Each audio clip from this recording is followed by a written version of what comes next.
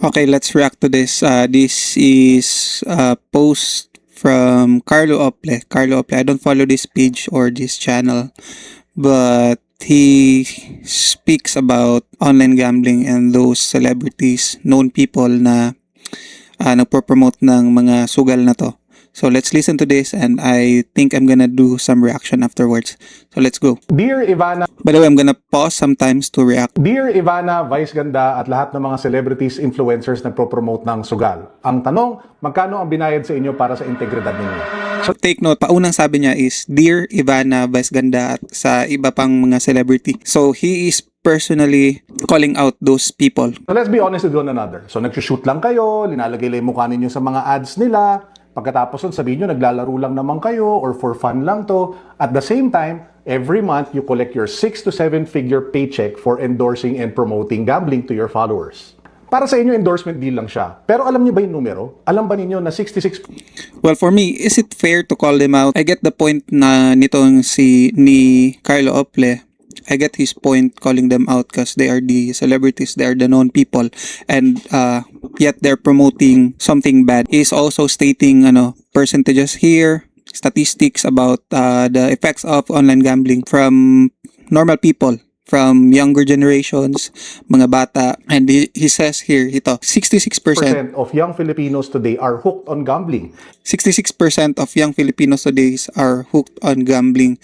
So, actually, tama siya dito. Ang pinaka-vulnerable talaga sa ganitong klaseng mga endorso ay yung mga bata kasi yung bata di pa masyadong ganyan ka-matured mag-isip. So, na nakikita nila sa online, especially pag nakikita sila ng mga famous celebrities na inendorso ang mga ganto, they unknowingly kasi di naman nila alam. Ito din ang point ko why I kind of disagree with him attacking the persons here because itong mga bata, basically, di naman sila nagre-register sa mga sugal na yan or nagsusugal because they saw someone that is famous na nag-endorse. That's not really the main reason why these kids, and itong mga taong to is pumupunta sa sugalan. It's because of the message. Yun nga lang, kapag sikat ang nag-endorso, mas madami ang manunood, mas malawak ang reach na mapupuntahan ng endorsement or ng video or ng advertisement ng online gambling specifically because dahil may sikat na nag-endorse. So yun. But basically, di talaga sila ang main reason why these kids and why these adults are going to these online gambling sites and nagsusugal. The reason is because of hope, because of fun, and because of the addiction. Yan yung reason. And I said the hope kasi they're hoping to win money. That's the biggest reason. Hindi dahil doon sa mga artista. So I don't really fully agree on him. On the first words he used on this video, calling out exactly those persons or yung celebrities na nag-endorse ng online gambling. I think it's not the best way to send your message, calling them out personally. Kasi nga ito, sinabi ko ang reason ba't nagsusugal, itong 66% ng mga kabataan is not because of them, it's because of money. Ang pinaka-na-cost lang ng mga sikat na to is mas malawak yung reach ng advertisement or yung pag-iinganyo ng mga tao dahil sila ay sikat. And a third of them actually end up playing and betting 2 to 3 times in a week. 1 to 3% of them end up being addicted. Yung talagang nalulung na sa sugal at nasisira yung buhay nila. Half the people who play online gambling apps earn less than 18,000 pesos a month. Isipin niyo yun. Yung pinangsusugal nila, hindi yan extra income. Yan ang ginagamit nila para mabuhay. Pero instead, dahil nakita nila yung ad kung nasan yung mga mukha ninyo, pinagsusugal na lang yung pera na yun. Ang hindi nyo kasi... No, not because of dahil nakita nila yung mga mukha ninyo. That's because of the kahirapan. Isa sa pinakamalaking factor bakit nasa mababang income yung mas malaking percentage ng mga nagtataya sa sugalan ng online gambling is dahil sa kahirapan, kakulangan nila ng pera. Kaya nga, maasa sila dito sa online gambling na baka manalo sila. So yun, ang pinakamalaking reason ba't sila nagsusugal. And then, ito namang misleading information or false hopes na binibigay ng mga advertisements na to. Not really because of those celebrities na nag-i-endorse ng sugal. Because for me, no matter how these people that you're calling out here like Ivana Alawi or Vice Ganda or these other celebrities na nag-endorse, kahit pa makinig sila kayo at itigil nila ang pag-endorso ng mga online gambling, still these online gambling companies, this business, we still go to other people na sikat para i-endorso kanilang sugal. So para sa akin, may accountability itong mga sikat na to dahil sila is nagpo-promote ng sugal, malaki ang kanilang accountability, but they are not really the main reason, they are not really the main root of all this online gambling toxicity na nangyari sa ating bansa. Nakikita, pag yung isang 19-year-old, inubos yung sabihin natin baon niya or yung pera niya or yung savings niya or isang professional na lulong sa sugal at nabaon sa utang, hindi naman sila yung tumatawag sa inyo para sabihin na nasira buhay nila eh. Wala naman magulang na tumatawag sa inyo na nagsasabi na yung anak nila hindi na makapag-aral dahil nalulong sa sugal. Pero nangyayari yan araw-araw. And again, a big part of that is because they see your faces on these ads. Ito gusto ko to, sabi niya, a big part of that, meaning is distinguishing the may part lang celebrities sa accountability, but they are not the biggest reason why these online gambling things are still ongoing sa ating These bansa. ads. Pero what happens? Kahit nangyari lahat to, para sa inyo, you just deposit your paycheck from your endorsement, from your brand deal, and then you move on to your next life. Ito, I don't get it. I don't get it why attack their money that they get for this. Because that's the endorsement deal na nakuha nila. And as I said, kahit tumigil to sila, yung mga kinall out mo, these online gambling companies or these online gambling websites will still go to other celebrities. And anyone, sasabihin ko to, in reality, ang mga tao, pag may opportunity, yung mga sikat, regardless of kahit gaano kakabuting tao, pag may opportunity, pag kailangan mo talaga ng pera, talagang kukunin mo yung deal. So, I can't blame these celebrities sa pagkuha ng deal. I can't blame them for that reason, yung money. And I don't get why he keeps on mentioning that here. That's not really the issue kasi ang pinaka-issue talaga dito, kasi nga sabi ko, kahit tumigil tong mga artistang to, yung mga sikat na to sa pagkuha ng endorsement or deal ng online gambling, still these online gambling companies will still go to other famous celebrities para endorso ang kanilang produkto. Lifestyle vlog as if nothing ever happened. Gambling apps and casinos hire you not because you're funny, not because you're beautiful, but because you are their Trojan horse. Ikaw yung ginagamit nila para hindi magmukhang masama yung binebenta nilang produkto at papagkatiwalaan sila ng mga followers mo. Nope, they're just using the celebrities to gain more reach. Not really because they're using them as their Trojan horse or to make their gambling business look like a good thing. That's not really the reason why kinuha nila tong mga taong to. Sino ba ang gumagawa ng mga content ng endorsement videos or advertisements na yan? Yung team mismo ng online companies, hindi yung mga sikat. They just accepted the deal and do their part, receive their money, but the message, the misleading information, yung mga misleading na laman ng videos, ng endorsement videos is made by the companies, not by the artist. Nasa tao na yan pag nakita nila yung artista and then they will think na ang ganda pala nito kasi ginamit to ni Vice Ganda. Nasa tao na yan, nasa stupidity na yan ng tao, di dahil sa artista.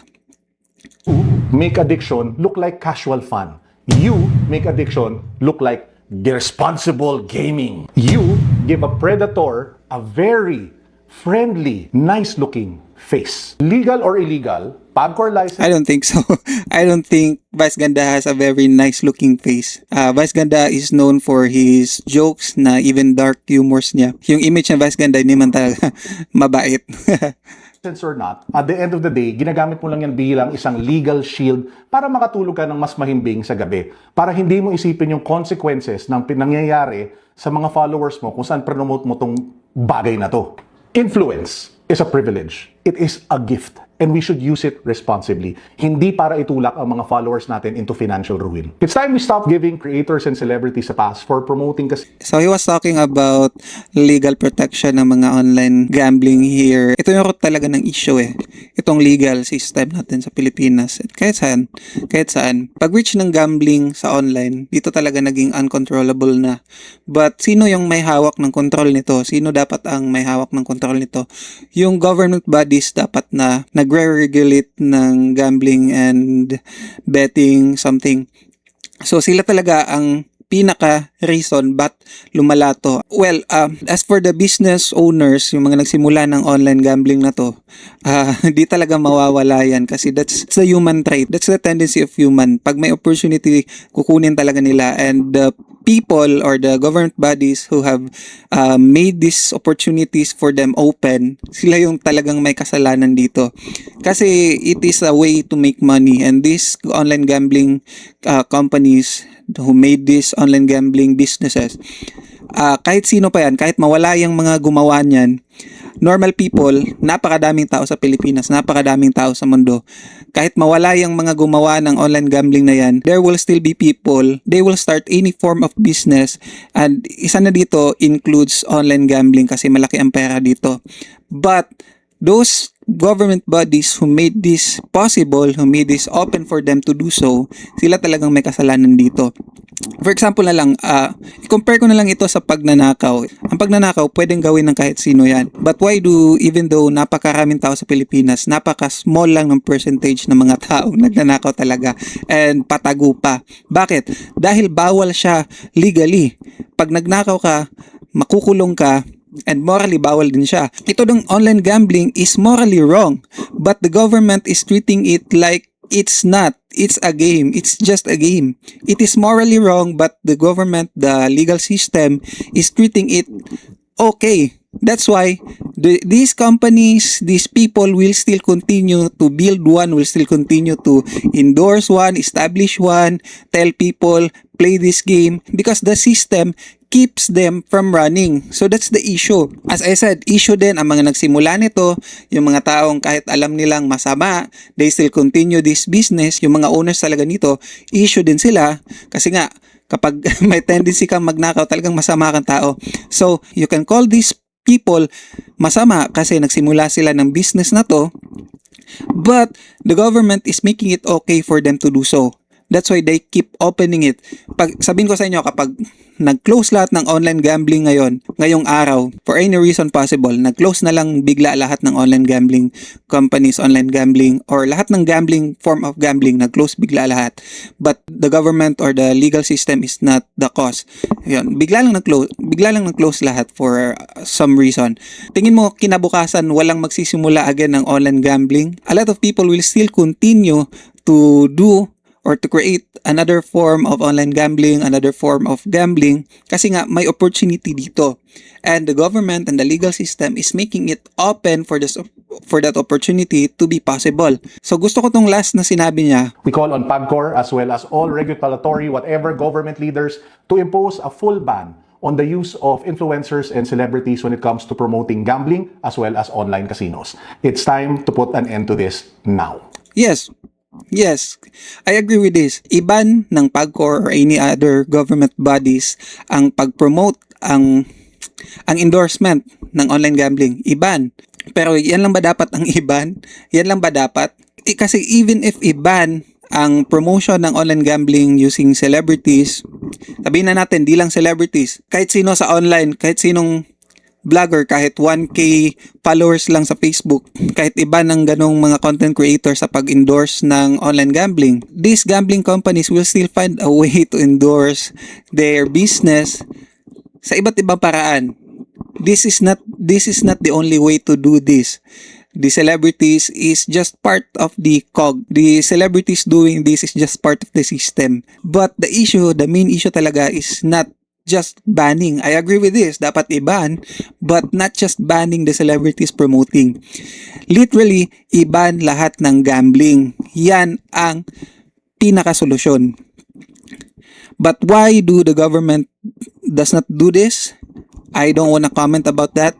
That's their thing. I know why, but I don't want to comment about that. I really like to avoid talking about this government system in the Philippines because we know how this works na. So there's no really surprise here.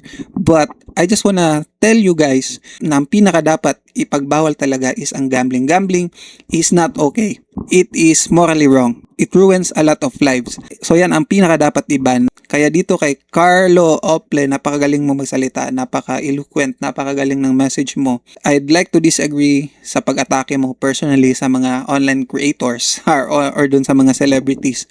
They are part of the problem, but they're just part of it. They're not the root cause. And alam mo yan, sinabi mo din yan dito. So, I just disagree with you calling out them personally. Kasi kahit sinong tao, pag may ganyan kalaking deal, pag may opportunity na kunin yung mga deal na yan, a lot of people, and I'm not saying this because I think all of the people will accept this kind of deal even though they know that they're promoting something that is bad. I am saying this because I know the reality of the people.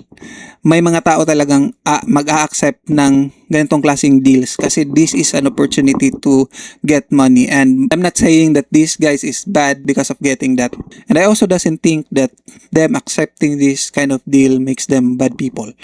They're just part of the system. They accepted this. So, may mali sila. They are part of it. But, ang pinaka may control talaga dapat dito. And also, for the Filipino who are using online gambling or any form of gambling, dapat mag-send ka din ng message sa lahat ng Filipino to stop gambling. Yung mga taong naglalaro pa rin, na-addict dito, they're part of it. They have the bigger accountability for ruining their lives. They can easily avoid it, but still they keep on continuing playing those online games. They can stop it. They can stop it. That's because of the kahirapan, which is uncontrollable, and I understand the government cannot control that because there's a lot of factor for that. But the kahirapan, ang pinaka makakakontrol niyan is yung mga naghihirap. Make your life less miserable by choosing better things, by avoiding things that destroy your life. So, yan yung dapat message natin. Yung accountability and ang pag-call out, di lang dapat dun sa mga artista, dapat dun sa mga mamamayang nagsusugal. That's my message. Okay, that's it.